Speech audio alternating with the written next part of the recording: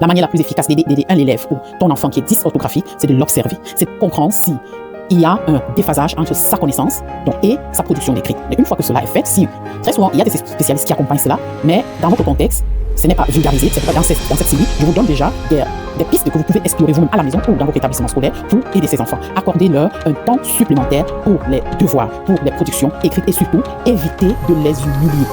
Évitez de brandir leur feuille qui fait des fautes dans toute la classe.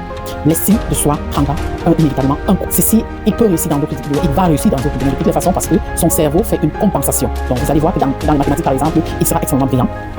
Donc tout n'est pas perdu, son avenir n'est pas caché parce qu'il produit ses textes, mais vous pouvez justement cacher son avenir en l'humiliant à cause d'un désavantage cérébral qui n'est pas une maladie et dont il n'y peut rien du tout. Votre job, c'est d'être patient avec lui, de lui créer un environnement qui lui permettra de revenir de visualiser encore et encore et encore certaines erreurs qu'il fait dans ses textes. Connecte-toi si tu ne veux pas manquer la vidéo sur la dyscalculie. De rien.